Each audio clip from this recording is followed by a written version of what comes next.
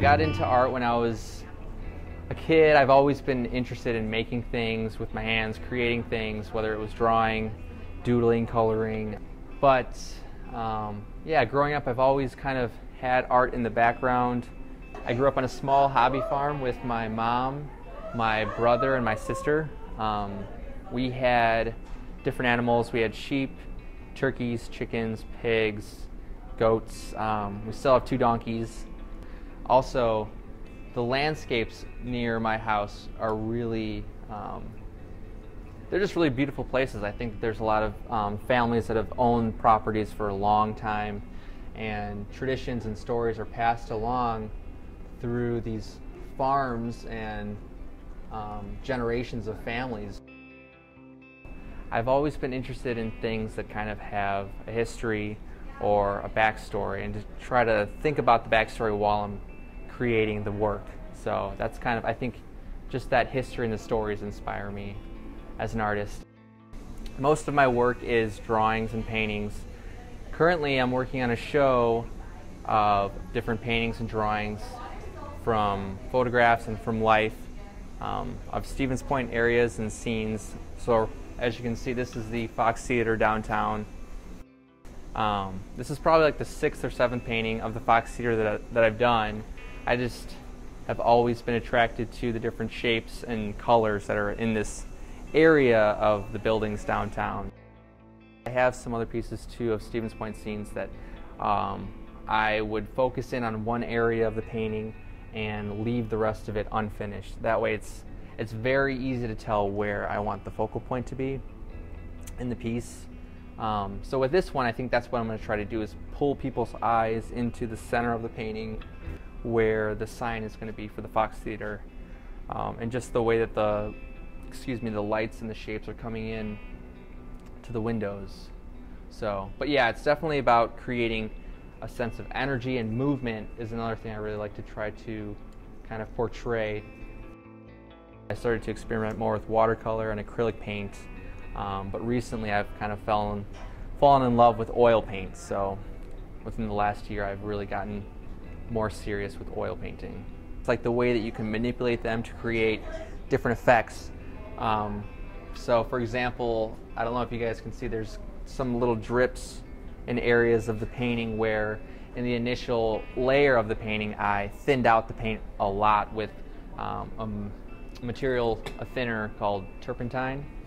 So it makes the paint run really easily and it thins it out a lot. So you can get these really cool and kind of wild and crazy effects that you can kind of play around with. So in some areas I'll let them kind of show through just to give the painting more character and depth.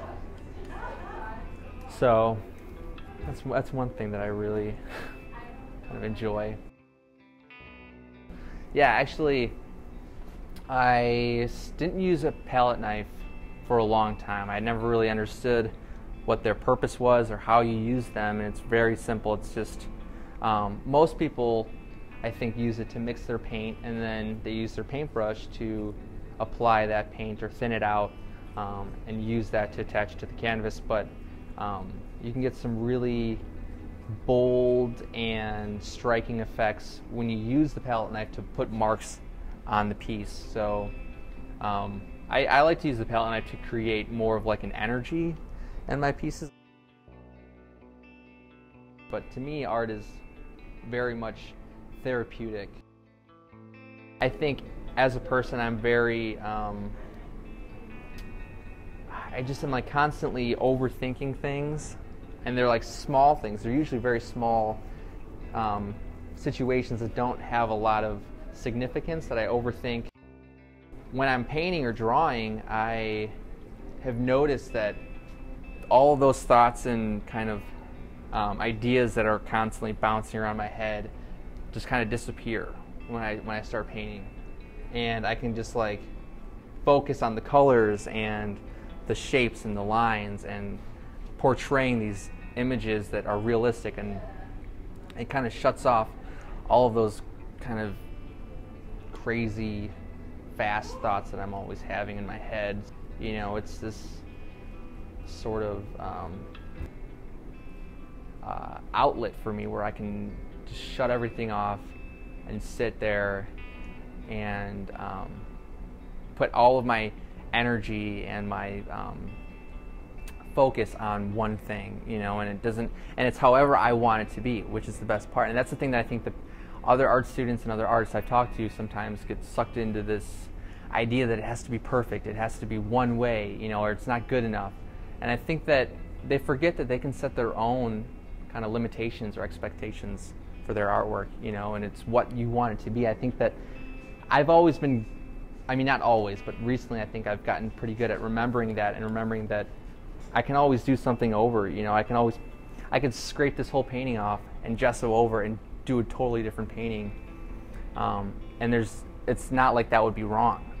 You know, it's so free and expressive and limitless that, I don't know, there's not a lot of things in life that can be like, at least not to me. I think that I have a lot of exploring to do, but I'm glad that I found art and I've kind of seen what it can do for me. I think that just art in general has always kind of been there as like a therapy for me. You know, you want to feel like it's going to stay with people.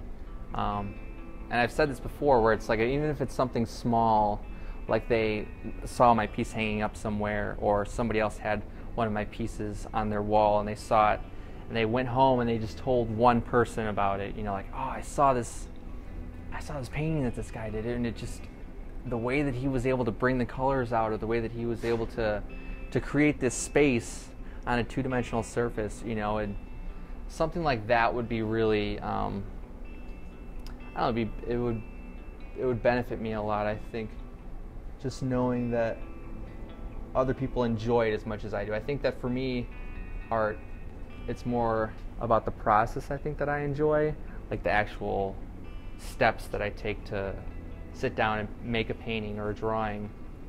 So when it comes to actually putting it up on a wall, I think that that part isn't as exciting to me than the process of making. I think that most artists can relate to that too. So, which is why I actually try to record some of my process when I'm working on a painting. Sometimes I'll try to do like a whole time lapse of that piece. That way people can kind of enjoy that process hopefully as much as I do.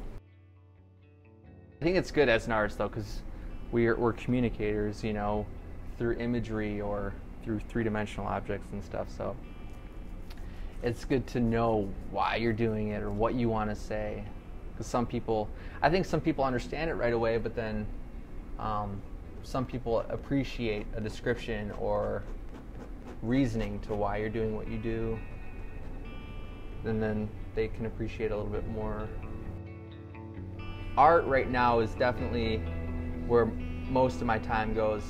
It's what I'm passionate about in this moment, and I think that just doing something creative is important in my life.